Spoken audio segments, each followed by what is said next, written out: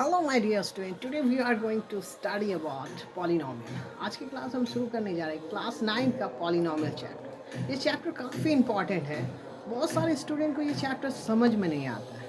इसके पीछे काफ़ी रीज़न है। रीज़न क्या क्या है, आइए इसको समझते हैं। सबसे पहले हम देखते हैं कि पॉलिनोमियल का डेफिनेशन क्या होता है। इसी के थ्रू हम ये जान पाएंगे कि जो स्टूडेंट को जो पॉलिनोमियल समझ में नहीं आता है उसके पीछे क्या क्या रीज़न हो सकता है। According to definition of polynomial, polynomial का क्या डेफिनेशन होता है?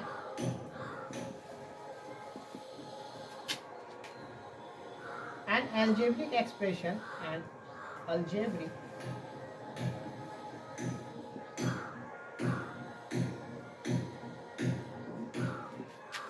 an algebraic expression in which the variable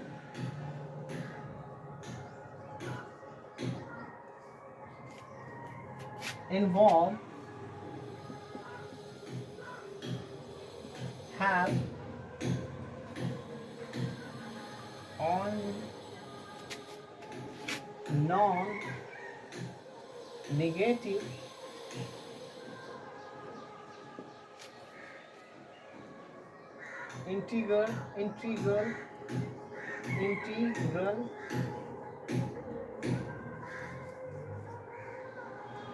integral powers।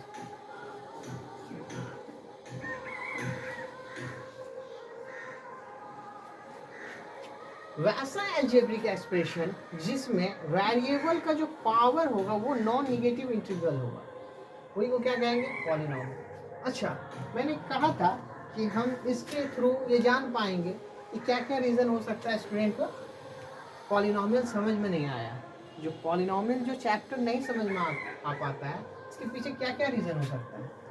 सबसे पहले रीज़न 1 क्या होगा?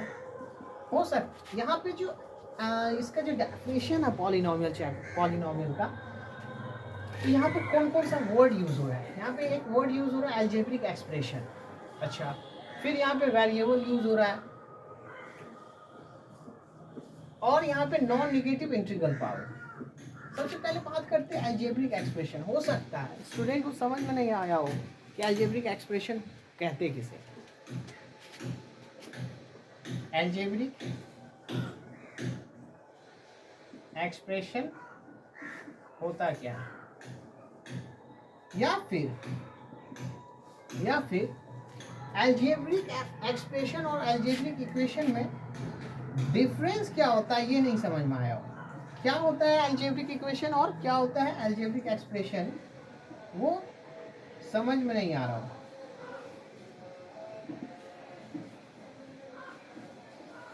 एल्जेब्रिक एक्सप्रेशन और ये तो रीजन सेकंड हो गया। एल्जेब्रिक एक्सप्रेशन और एल्जेब्रिक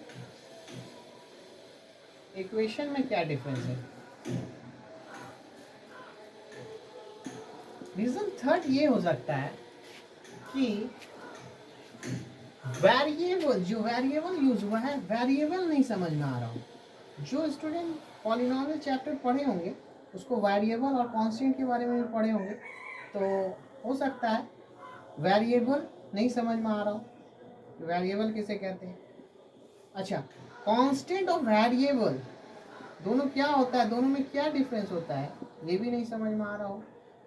कांस्टेंट या वेरिएबल दोनों में क्या डिफरेंस है, ये नहीं समझ में आ रहा है। रीजन 4। अच्छा, एक वर्ड जो यूज हुआ नॉन निगेटिव इंटीग्रल पावर। अच्छा, नॉन निगेटिव इंटीग्रल पावर मतलब इट मींस कि जो इंटीजर हो लेकिन नॉन निगेटिव इंटीजर हो।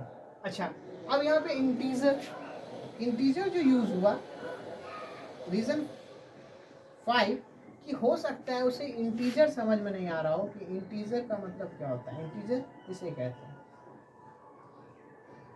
अच्छा, ये इंटीजर कहाँ पढ़ते हैं हम? नंबर सिस्टम में डिफरेंट टाइप्स का जब नंबर पढ़ते हैं तो वहाँ पे इंटीजर पढ़ते हैं, डिफरेंट टाइप्स का नंबर पढ़ते हैं। सपोज दैट कि natural number, whole number, integer, rational number, फिर prime number, composite number, even number और ऑड नंबर।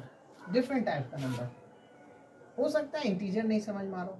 ये सारे जो रीज़न है इसी के कारण ये जो पॉलिनोमियल चैप्टर नहीं समझ में आ रहा। अलग अलग स्टूडेंट का जो रीज़न है वो वैरी कर सकता है, यही सारे रीज़न है। अच्छा, अगर मैं ये कहूँ कि ये जो है ये सारे रीज़न, ये जो टर्म है ये सारे इस पॉलिनोमियल के इंग्रेडिएंट है, मसाले हैं। ठीक वैसे ही जैसे सब्जी को अगर डिलीशियस बनाना है तो प्रॉपर वे में आपको इंग्रेडिएंट मिलाना होगा, स्पाइसेस जो उसकी रिक्वायरमेंट है उसको डाल के मिक्स करना होगा, तभी जाके फाइनली वेजिटेबल डिलीशियस बनेगा। अगर सपोज दैट आपने एक दो इंग्रेडिएंट छोड़ दिया, सपोज दैट आपने नमक मिलाना सब्जी में डालना छोड़ दिया या कोई और स्पाइसेस, तो वो डिलीशियस नहीं बनेगा। ठीक वैसे ही अगर ये इसमें सारे इंग्रेडिएंट, ये जो पॉलिनोमियल के जो मसाले हैं, अगर अच्छे से आपने मिक्स नहीं किया, अच्छे से नहीं जाना कि इसका क्या यूटिलाइज है, तो वो पॉलिनोमियल को ख़राब कर देगा, पॉलिनोमियल आपको समझ में नहीं आएगा। इसीलिए ये मसाले के बारे में नॉलेज होना बिल्कुल ज़रूरी है। ये जो पॉलिनोमियल का जो मसाला है, ठीक वैसे ही जैसे सब्जी में मसाले की जरूरत इम्पोर्टेंस होती है, तो हम वन बाय वन करके हर एक मसाले जो पॉलिनोमियल के उसके बात करेंगे, फिर जाके इस चैप्टर को अच्छे से समझेंगे।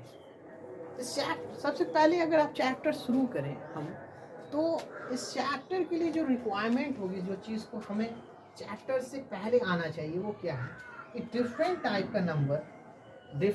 का नंबर जो है आपको आना चाहिए। सबसे पहले क्या आना चाहिए, डिफरेंट टाइप्स का नंबर जो है उसका नॉलेज होना चाहिए। अच्छा, ये चैप्टर समझने के लिए और दूसरा क्या है, दूसरा चीज़ क्या जानना ज़रूरी है, ये तो हो गया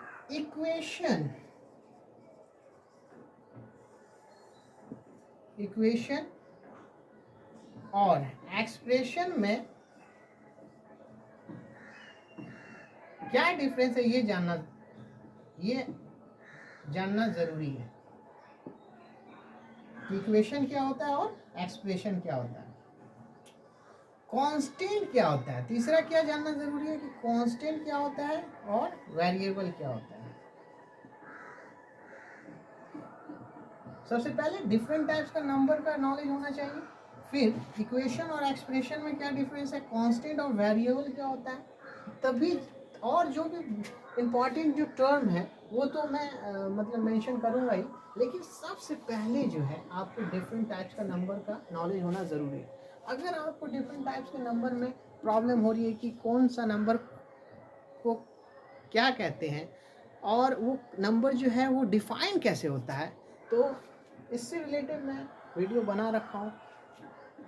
वीडियो के लिंक में जो वीडियो का लिंक है वो डिस्क्रिप्शन में डाला हुआ है, तो आप जाके देख सकते हैं डिफरेंट टाइप्स का नंबर क्या क्या होता है और कैसे डिफाइन होता है। जैसे मान लीजिए whole number, integer, composite number, prime number, ये सुनने को तो ये लल्लू बच्चू टाइप का चीज़ लगता है, लेकिन यही जाके आगे जाके प्रॉब्लम क्रिएट करता है।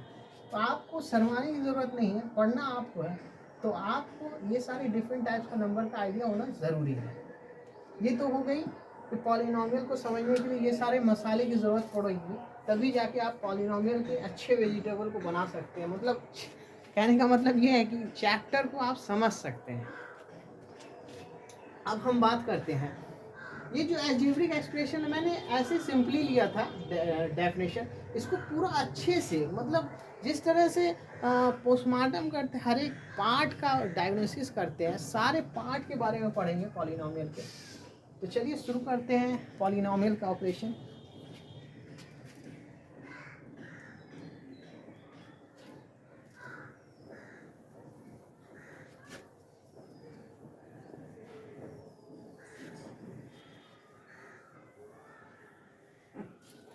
मैंने क्या कहा था कि डिफरेंट टाइप्स का नंबर का आइडिया होना ज़रूरी है पॉलिनोमियल को पढ़ने के लिए।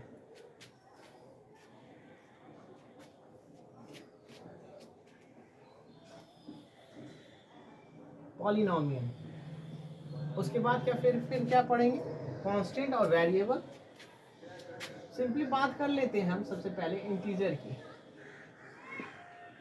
Integers,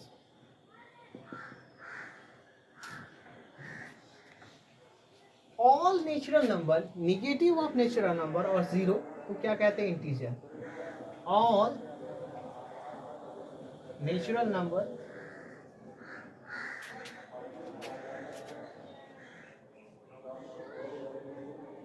negative of natural number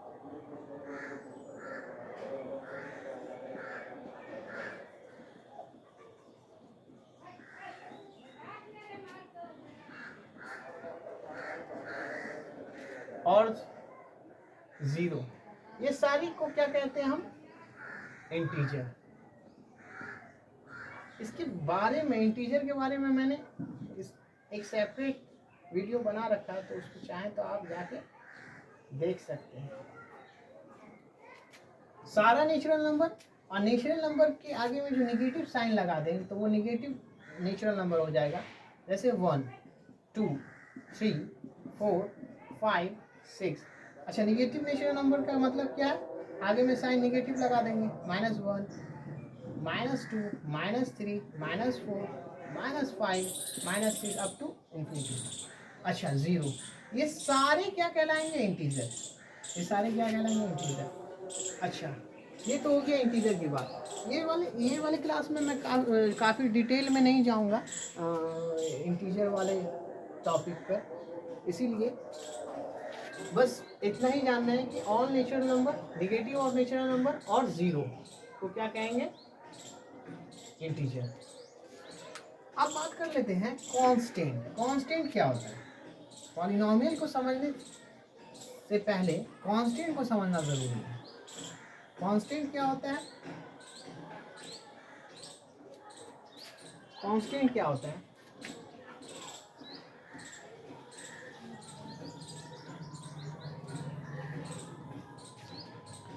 constant क्या होता है,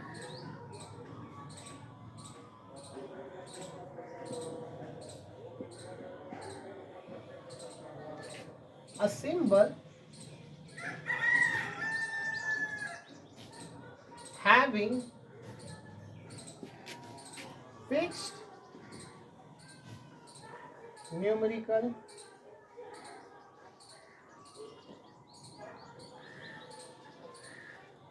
values, इसी को क्या कहेंगे, वैसा सिंबल जिसका फिक्स न्यूमेरिकल वैल्यू हो, न्यूमेरिकल वैल्यू फिक्स हो, उसी को क्या कहेंगे, कांस्टेंट।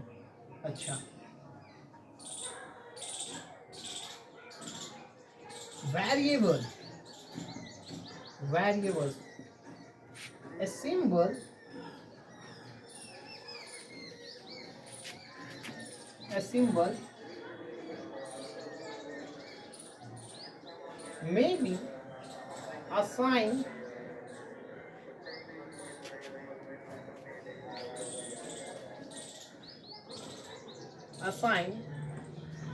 a different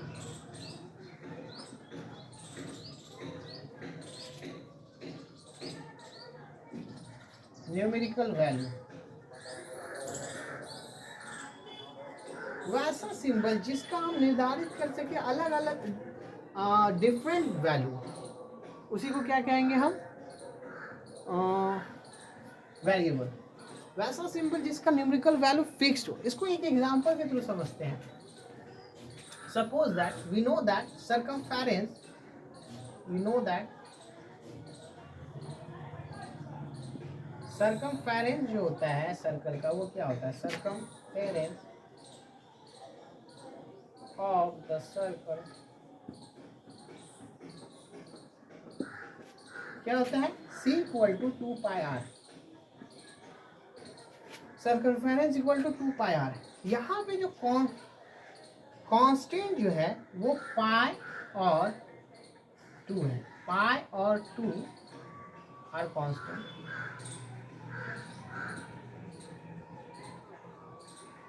C और R वेरिएबल है। कैसे, इसको समझते हैं कैसे होगा।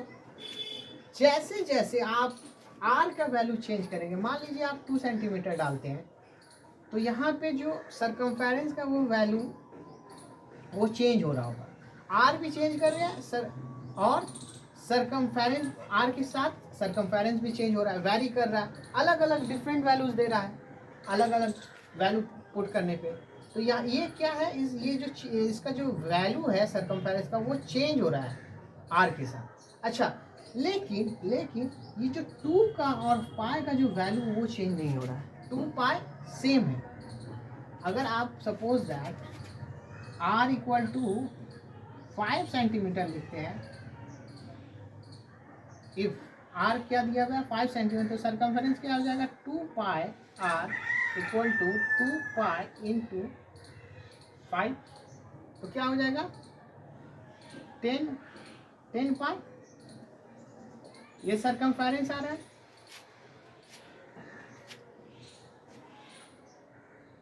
सर्कल का।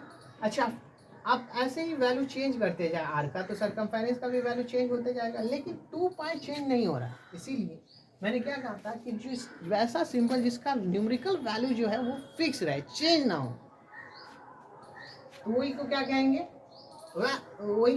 कांस्टेंट। अच्छा, वेरिएबल का क्या डेफिनेशन हो, जिसका वैल्यू अलग अलग वैल्यू डालने पर अलग अलग वैल्यू दे, तो उसे क्या कहेंगे, उसका मतलब वो वेरी कर रहा हो, वो मतलब कांस्टेंट बोलते हैं ना कि कॉन्स्टेंटली पढ़ाई करो, तो वैसे ही वो नंबर जो है वो कांस्टेंट है, मतलब उसका जो न्यूमेरिकल वैल्यू है जो वो फिक्स है, वो वैल्यू चेंज नहीं हो रहा। सपोज दैट मान लीजिए, अच्छा इसको और अच्छे से समझते हैं, 1 है, 1 को क्या हम चेंज कर सकते हैं, 2 बना देंगे, 1 तो 1 ही रहेगा, 2 तो 2 ही रहेगा, 3 तो 3 ही रहेगा, 4 तो 4 ही रहेगा, 5 तो 5, 6 भी 6 ही रहेगा, 7 भी 7 ही रहेगा। अच्छा, अब इसको निगेटिव नंबर अगर करें तो -1 भी तो -1 ही, क्या -1 को हम -2 बोल देंगे, नहीं, कभी नहीं होगा। तो ये इसका जो न्यूमेरिकल वैल्यू जो है वो फिक्स है, वो चेंज नहीं हो रहा है, -2 -3 -100 अप टू -1,00,000।